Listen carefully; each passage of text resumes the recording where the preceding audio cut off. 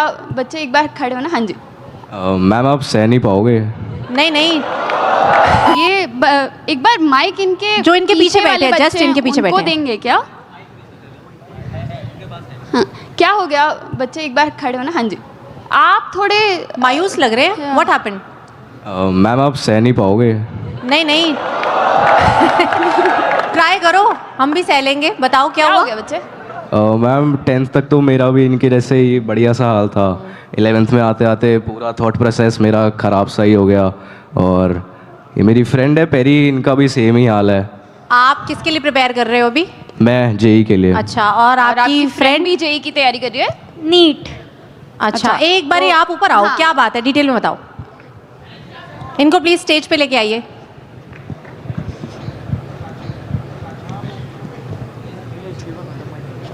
कौन सी क्लास में बच्चे अभी आप? मैं 11th। क्या बात हो गई?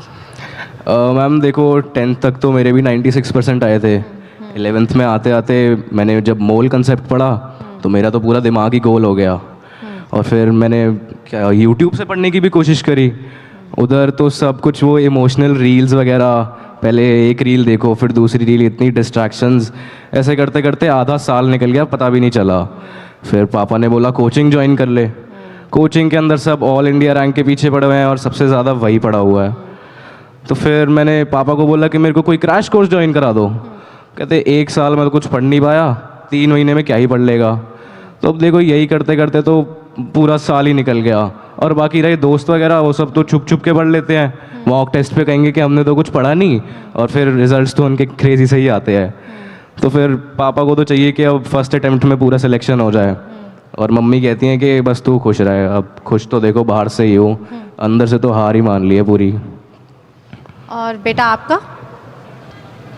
मैम जब मैंने नीट के लिए ड्रॉप लिया तो सबको यही लगा कि सिलेक्शन तो हो ही जाएगा। हाँ। पर ma'am in reality drop year का प्रेशर अलग ही होता है।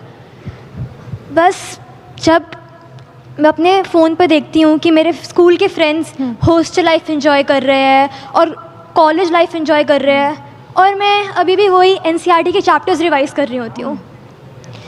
मैम जब मॉक टेस्ट में मार्क्स थोड़े से कम आ जाए ना, तो डर मार्क्स का नहीं, घर जाके अपने पापा को क्या बोलूँगी इस बात का लगता है।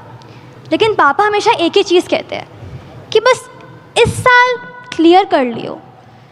और मम्मा वो तो यही पूछती है कि बेटा थक तो नहीं गई ना। मैम सही बताऊँ तो कभी कभी तो बहुत ज़्यादा थक जाती हूँ, लेकिन जब खुद को वो वाइट कोट पहने इमेजिन करती हूँ ना, तो बस लगता है कि ये सारा स्ट्रगल उस एक दिन के लिए है। ये तो आपने बिल्कुल सच बात बताई। मैम ये जो बच्चों का मैंने सुना, कुछ चीज़ें इन्होंने बताई, इनके कुछ पेन पॉइंट्स हैं, इन सब के क्वेश्चंस के आंसर्स हम लोग करते हैं, right? But today I have some people with me जो इन बच्चों के आंसर देने वाले हैं। ऐसे बच्चे जो इस जर्नी से निकल चुके हैं। सो वी हैव भावुक के पेरेंट्स, नाम भी बच्चे का भावुक है। सो भावुक ने 2020 से 2022 में अनअकैडमी ऑनलाइन में पढ़ाई की, और अभी आईआईटी गुवाहाटी एमएनसी से ग्रेजुएट होने वाला है, और उसका भी कैंपस प्लेसमेंट हुआ है क्रेड में 53 lakhs का। So and then we have Simran. Simran 2020 में अनअकैडमी ऑनलाइन में पढ़ी और 2024 में ग्रेजुएट हुई, और one of the first girl learner of Unacademy, and currently she is doing Microsoft के अंदर एआई इंजीनियर है। सो प्लीज आप एक बार आइए, स्टेज पर चलिए एक बार। आइए मैम, आइए सर। क्योंकि ये जो जर्नी है, ये जो पेन पॉइंट्स बच्चों के आज हमें पता चले, ये तो रिप्रेजेंटेशन है, बट ये पेन पॉइंट्स हर एक बच्चे के हैं। So we would like to understand कि जब आप इन सब चीजों से गुजरे, so how did you come out of it? Please. So Simran, we can start with you. How was your journey? Sir आप लीजिए sir mike. It has been great. Yeah it's working, it's working. So basically, I started my JEE journey from YouTube. So for me, due to some conditions, it was not possible for me to get the offline coaching, right? So I started with YouTube, and after that I like took some special classes from Unacademy, and then I liked the culture over there, and then I like joined the Unacademy Plus. So there I have like very great educators who have helped me, like you know, throughout my journey, and especially like I have attended the special batches which MK sir have for the advanced batches. So basically in that I remember that initially my like condition was also like you guys, that I was not able to like you know do good with the questions and all of that stuff.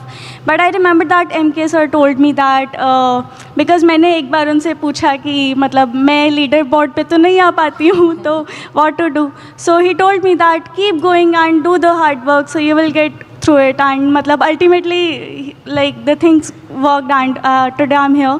And I remember that, and when the J Advanced की जो date final date आई थी उस time पे, सो I remember that sir ने बोला था कि सिमरन अब तो IIT एडवांस्ड की डेट आ गई है, तो अब तो तुम चली जाओगे IIT दिल्ली में. And ultimately I landed up there. So it is the believe which the educators have in you, so that actually help me a lot.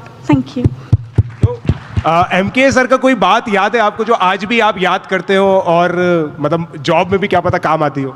Yeah, so the thing which I told you, right, कि leader board पे मैं नहीं आती थी, तो sir ने ही मुझे ये बोला कि ऐसे do not get upset or due to this, like keep going, do the hard work, and ultimately you will get over there. And this is something which I have followed in my college journey also.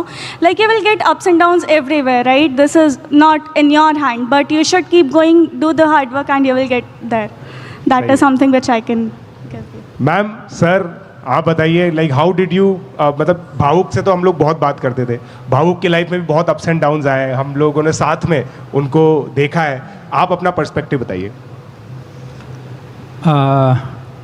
भावुक जब preparation कर रहा था, खास करके maths olympiad का, तो उसको अपने स्कूल से बहुत अच्छी तरह से सेटिस्फैक्शन नहीं हो रहा था. कई बार वो कोशिश भी किया, लेकिन उसके बाद में हाथ पांव मारा, और उसके बाद में ऑनलाइन कोर्स में 2019 की मैं बात कर रहा हूँ, उस समय ऑनलाइन नहीं था. ऑनलाइन तो कोविड के बाद में आया है. उसके बाद में वो अनअकैडमी पे जा कर के वो सर्च करता था, और मैथ्स के लिए सबसे पहले वो, वैसे तो कई टीचर से संपर्क में आया, पढ़ा, लेकिन फाइनली वो लैंड अप किया